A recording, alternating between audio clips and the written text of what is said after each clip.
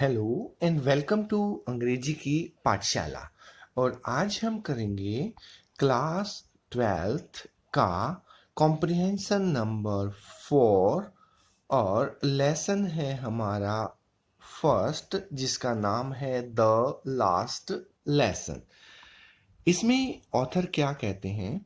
My children, this is the last lesson. देखिए बिल्कुल पहली ही लाइन में आ गया है माई चिल्ड्रन। अपने सभी स्टूडेंट्स को बिल्कुल अपने बच्चों की तरह संबोधित करते हुए कहते हैं कि आई शैल गिव यू, जो मैं तुम्हें दे रहा हूं या दूंगा, अभी वो हमारा लास्ट लेसन होगा, अंतिम पाठ होगा। द ऑर्डर, क्योंकि हमें आदेश मिले हैं, हैज कम फ्रॉम बर्लिन। ये वर्ड यहाँ इंपॉर्टेंट है। बर्लिन जो है ये जर्मनी की राजधानी है।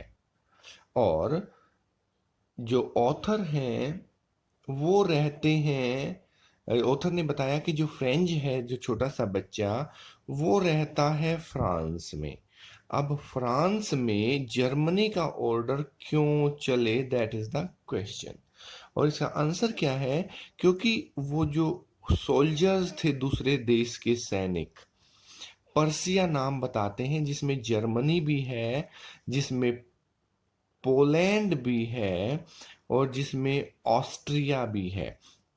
इन तीनों देशों की संयुक्त सेना, जो पुराने समय में एक ही देश पर्सिया के नाम से जानी जाती थी। पर्सिया के सोल्जर्स ने फ्रांस को हरा दिया था और अब वहाँ पर्सिया का राज्य था। और पर्सिया में बड़ा देश जर्मनी था और वहाँ की राजधानी थी बर्लिन। उन्होंने क्या कहा?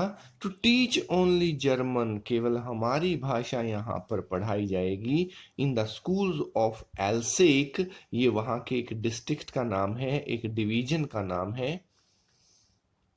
और दूसरा डिस्ट्रिक्ट है लॉरेन। इन दोनों डिस्ट्रिक्ट्स में जर्मन पढ़ाई जाएगी। The new master comes tomorrow, कल को नया टीचर आ रहा है और नया टीचर आपको पढ़ाएगा जर्मन। और कल से आप जर्मन भाषा ही पढ़ पाएंगे। This is your last French lesson, इसीलिए मैं कह रहा हूं कि फ्रेंच भाषा का ये आपका लास्ट लेसन है। आई वांट, और मेरी ये इच्छा है, you to be very attentive, कि आप सभी मेरा ये लास्ट लेसन ध्यान से सुनेंगे। Oh, how sorry I was for not learning my lessons. अब देखिए, अब आंखें खुलती हैं उस छोटे से बच्चे की और वो सॉरी फील करता है, अपने आप से अक्षमा प्रार्थी है for not learning my lessons, क्योंकि उसने कभी भी अपने पाठ जो हैं वो पढ़े नहीं थे, लर्न नहीं किए थे, याद नहीं किए थे। फॉर सीकिंग बर्ड्स एग्स, क्योंकि उसका ध्यान रहता कि पक्षियों ने अंडे कहाँ दिए हैं, उनको सीक किया जाए, ढूंढा जाए। क्योंकि पक्षी जो हैं वो अपने दुश्मनों से बचा करके गुप्त स्थान पर अंडे देते हैं, लेकिन कई शरारती बच्चे ढूंढ ढूंढ कर उन गुप्त स्थानों से भी उनके अंडे चुरा लेते हैं। और गोइंग, या कई बार वो चला जाता था, स्लाइडिंग ऑन द सार। सार जो है वहां पर एक नदी है फ्रांस के उन तटीय क्षेत्रों में, और स्लाइड करना, फिसल फिसल कर नदी में जंप लगाना उसे बहुत अच्छा लगता था।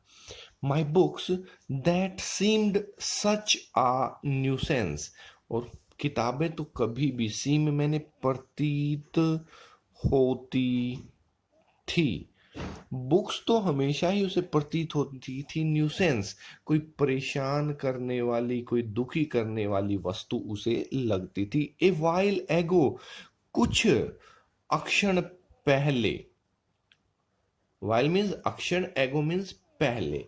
ए, एक अक्षण पहले, जब उसे ये पुस्तकें बड़ी अजीब लगती थी। सो हैवी टू कैरी, इतनी भारी कि उठाई भी ना जा सकें। माई ग्रामर, बहुत परेशान किया है इसने ग्रामर ने। And my history of the saints, और जो मैंने पुराने संतों के इतिहास की किताबें हमारी लगती थी, ये दो तो खास तौर पर मुझे कभी नहीं समझ आई। वर ओल्ड फ्रेंड्स नाउ, और अब कितना परिवर्तन हो गया है, ये सभी मुझे ओल्ड, पुराने फ्रेंड्स, मित्रों की तरह लग रही हैं। That I could not give up, कि मैं इन्हें छोड़ भी नहीं सकता। अक्सर यही होता है, एक पुरानी हमारी प्रोवर्ब है, कहावत है कि टाइम पास्ट, के जो समय चला जाता है, कैन नेवर बी रिकॉल्ड, उसे कभी वापस नहीं बुलाया जा सकता। ये जो सार नदी है, सार नदी में का आप जीवन भर में कभी भी नहा सकते हो, कभी भी स्लाइड कर सकते हो, फिसल सकते हो, लेकिन अपने पढ़ाई का समय दोबारा नहीं आ सकता। स्कूल टाइम के बाद भी ये किया जा सकता है, लेकिन स्कूल टाइम में नहाना आज उसे कितना भारी पड़ रहा है कि वो समय दोबारा नहीं बुलाया जा सकता। पक्षियों के अंडे स्कूल टाइम में कौन ढूंढता है, तो वो समय भी दोबारा नहीं बुलाया जा सकता। और अक्सर आपने देखा होगा, आपसे जो बड़े बच्चे हैं वो ये कहते सुनाई देते हैं कि काश हम पिछले साल बोर्ड में पढ़ लेते, काश ये कर लेते, काश वो कर लेते। बाद में कुछ नहीं किया जा सकता, जो करना है वो अभी करना है। और अभी आपके पास गोल्डन टाइम है। कोरोना के कारण जो छुट्टियां हुई हैं, उनमें आपके पास पढ़ने का पूरा समय है। एक क्वेश्चन मैं भी पूछता हूँ आपसे, क्योंकि फिर कॉम्प्रिहेंशन के क्वेश्चन भी हैं, कि आप इंग्लिश कितनी देर पढ़ते हैं, कितनी देर वीडियो देखते हैं, कितनी देर समझते हैं? आंसर आप खुद दे देना कि कितनी देर आप इंग्लिश पर लगाते हैं, क्योंकि इंग्लिश जो है वो आपको, और कोई आपके पास स्रोत नहीं है, कोई सोर्स नहीं है। सारा दिन आपको कौन इंग्लिश बोलता सुनाई देता है? अगर आप अभी इस पर अपना टाइम लगा लेंगे तो बाद में पछताना नहीं पड़ेगा। चलो, पहला क्वेश्चन हमारा, what is the name of the chapter, the last lesson, name of the writer, Alphonse Daudet. Question number 3, what order has come from Berlin?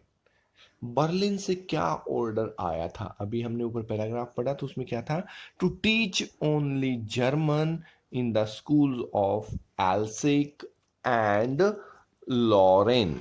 एल्सिक और लॉरेन के सभी स्कूलों में केवल जर्मन पढ़ाई जाएगी। Question number 4, when was the new master coming?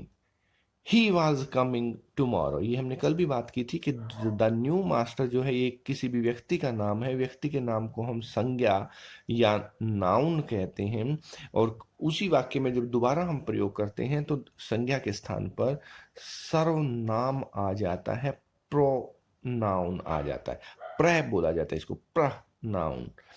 He was coming tomorrow, वो तो कल आ रहा था। Question number 5, what was the narrator sorry for? किस लिए अक्षमा याचना करता है?